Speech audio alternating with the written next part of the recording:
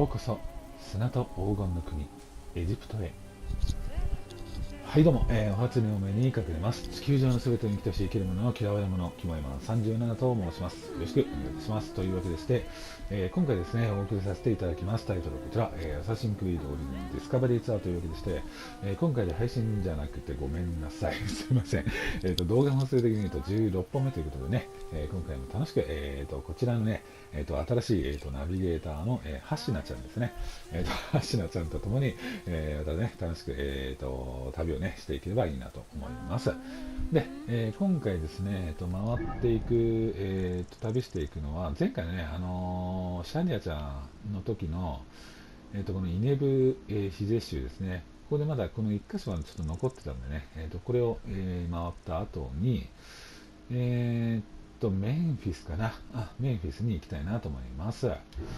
で、アサシングリード、ディスカバリーツアーですね、やらせていただくときは、毎回ノーマイクでね、やらせていただいておりますので、今回もノーマイクでやらせていただきたいなと思います。また、終わりしなにですね、ご挨拶の方させていただきたいなと思いますので、何卒ご理解ご了承のほどよろしくお願いいたします。では、また後ほど。See you soon. バイバイ。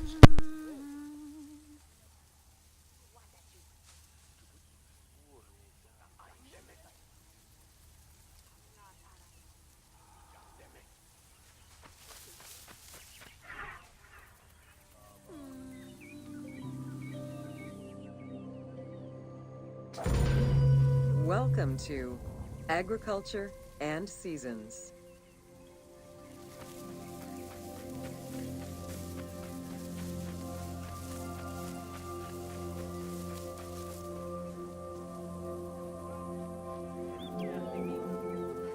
While crops were cultivated in different oases around the desert, most of the arable lands were near the Nile. Two types of cereal grain were cultivated: barley and an ancient wheat known as emmer. These two key ingredients contributed in establishing bread and beer as the staple of the Egyptian diet and the basis of its economy.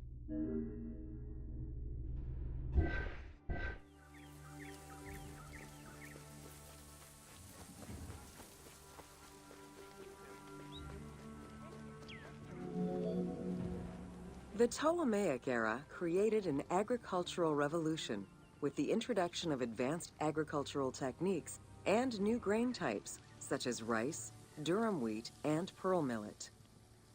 The resulting agricultural mass production greatly increased the economy of ancient Egypt.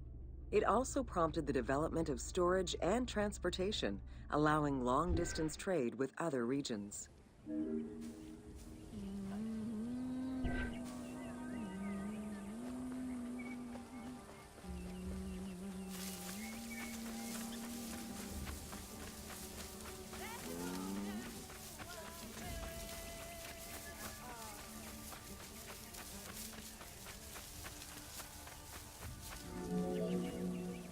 Both bread and beer rations were part of a system of barter payment. The state used those goods to pay wages for those who worked in the quarries and at the construction sites. Beer was so important to ancient Egyptians, they had a goddess of beer brewing, Tenenet.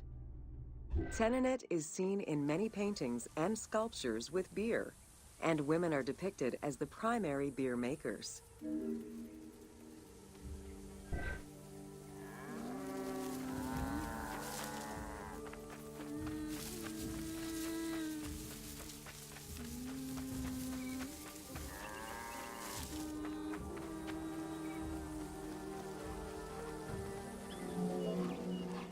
In order to increase agricultural production, fertile land was divided into plots and large agricultural villages were encouraged. The state and temples were the biggest landowners. Depending on the region, fertile land was managed by civil servants or rented to individuals. Ancient Egyptians relied on rudimentary tools for land cultivation.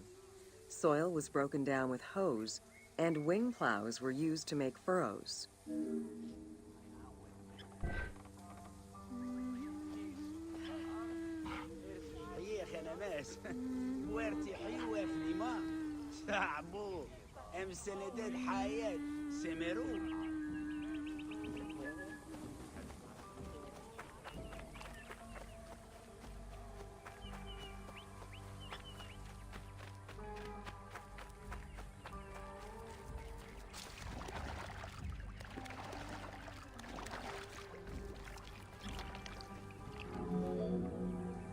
The 3 seasons known as Akhet, Peret, and Shemu corresponded to a specific phase of the agricultural process and the river's natural changes.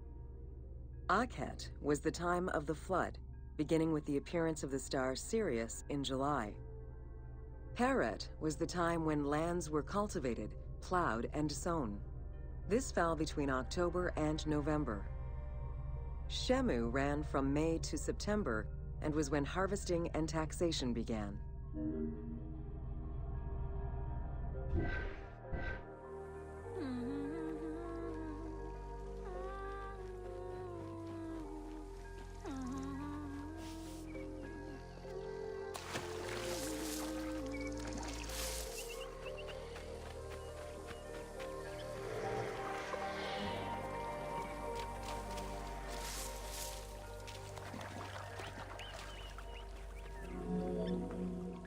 The pharaoh's duty was to uphold order against chaos and provide for his people. Priests and local governors also wanted to appear as protectors of the people. However, any variation in the Nile's seasons could cause water shortages. This had devastating consequences on wheat and barley crops. The pharaoh, administrators, and priests knew they needed to demonstrate their ability to prevent such a catastrophe from happening. And so they invented the story, which would be inscribed upon the famine stela.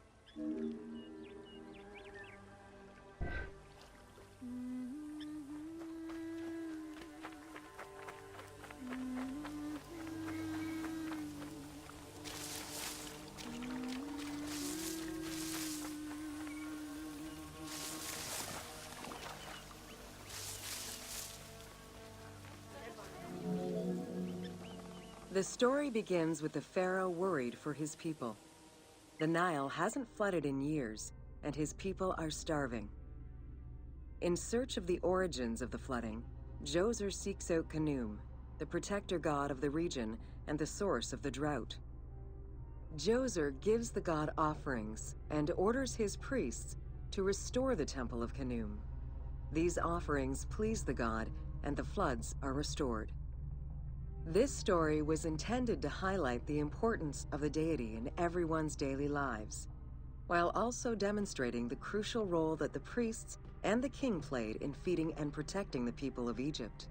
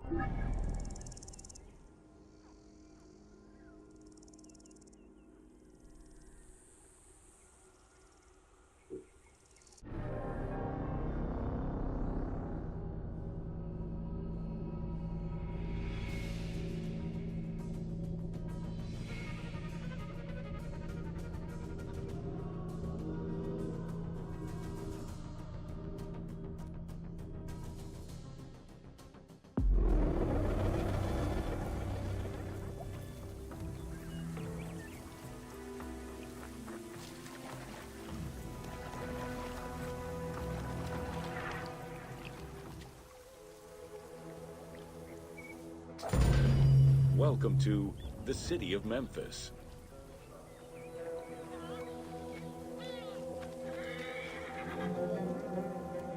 Throughout all ancient Egyptian periods, cities had one thing in common.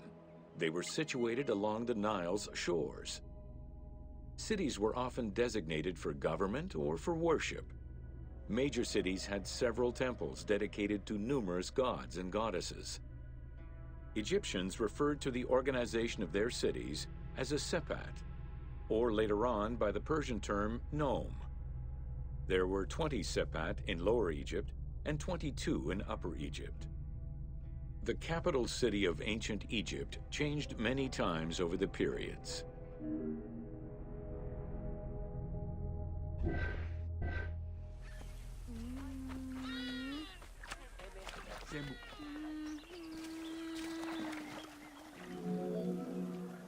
One of the largest was Memphis, located in Lower Egypt. It was a key center for religious temples, including their most important deity, Ptah, god of creation. Thebes, located in Upper Egypt, competed with Memphis and featured as both a political and a religious center. Two important temples, Luxor and Karnak, were built there. A minor capital of the Sayyid dynasty was the city of Sais. This was the last native Egyptian capital of Egypt.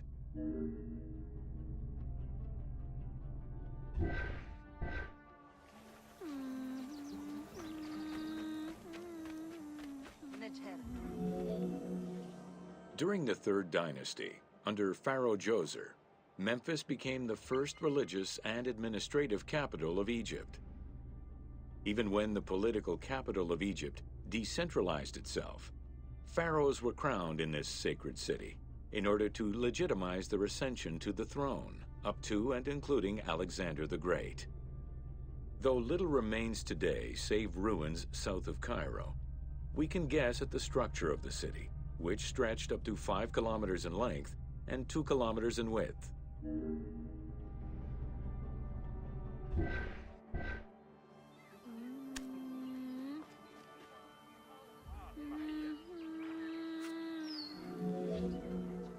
Memphis was also referred to as the City with the 100 Doors, or the White Walls. These names were in reference to the wall which surrounded the city. Under the protection of Ptah, god of craftsmen, the city was a thriving religious and economic hub.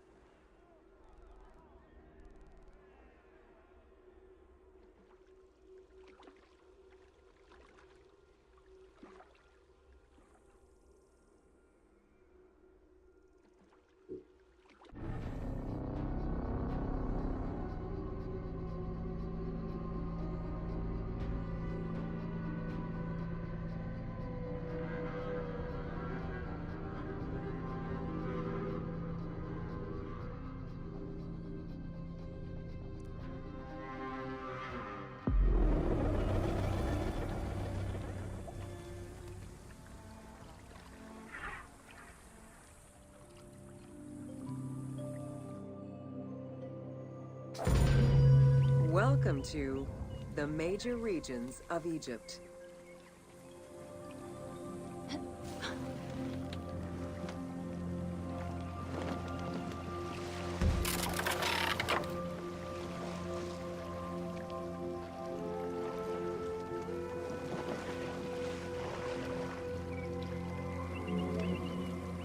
Life in ancient Egypt was concentrated along the shores of the Nile and divided into two regions.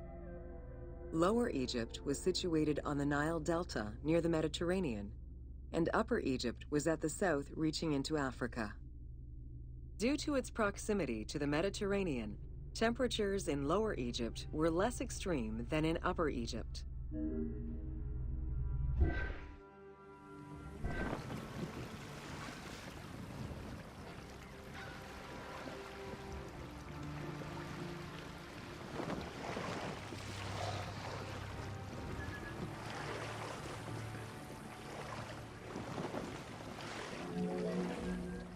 Until 3100 BCE and the unification of Egypt, each region had its own pharaoh and crown.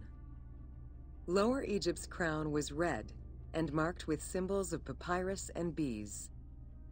Upper Egypt's crown was white with symbols of lotus and sedge grass.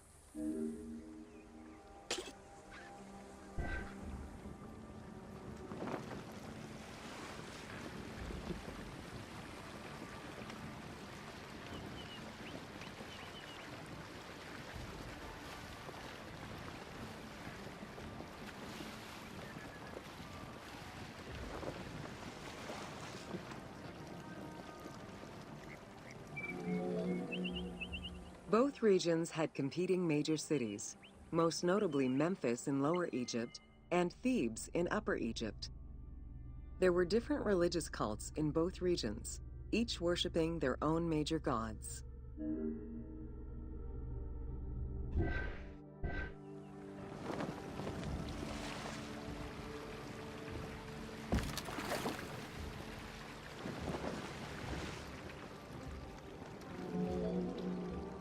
Many of the temples were designed in such a way as to represent the two regions, and ceremonies often incorporated Upper and Lower Egypt in their rituals.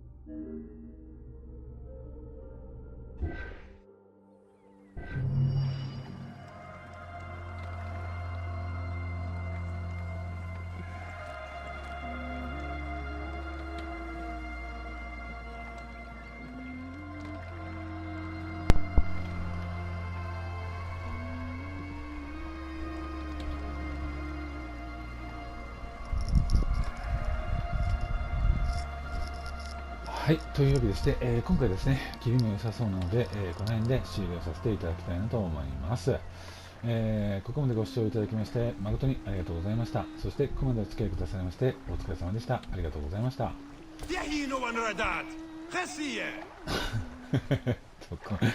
今回ですね、新しい、ナビゲーター、ハシヤちゃんを迎えての、また新しいね、エジプトの旅ということで、今回は、前回の続き、イネブなんちゃら州と、今回、メンフィスのね、序章というか、そういう感じで、今回ね、先ほどちょっとね、どうでしたっけ、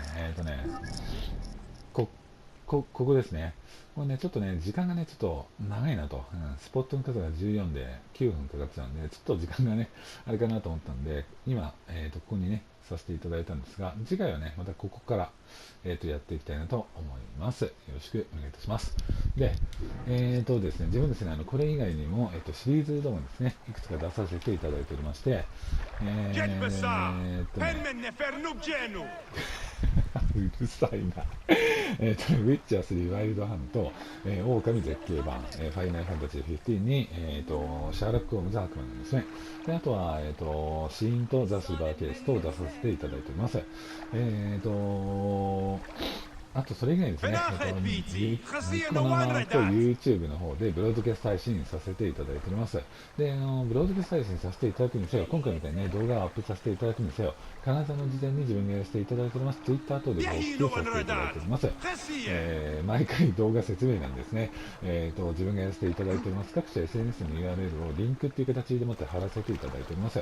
お気の方が向きになられましたら構いませんので、もしよろしければぜひそちらの方もチェックされてみてください。よろしくお願いいたします。で、ですね、今回ですね、奇跡的にもご視聴の動画をご視聴くださった方の中でね、自分みたいなのもいいなと思っていただけたらでね、構いませんので、チャンネル登録、あとは動画の高評価等をぜひよろしくお願いいたしますと。そうですね、あとは、はい、というわけでして、次回ですね。はい、また皆さんにお会いできることをね、楽しみに今回これで失礼させていただきたいなと思います。そうですね、毎回、あと自分さんシリーズ動画出させていただくときは、毎回2本ずつ出させていただいておりますので、次回は17本目、18本目ということでよろしくお願いいたします。改めまして、ここまでご視聴いただきまして誠にありがとうございました。そしてここまでお付き合いくださいましてお疲れ様でした。ありがとうございました。また次回、あるいは、別の動画で皆様にお会いできることを楽しみに今回これで失礼させていただきます。ありがとうございました。バイバイ。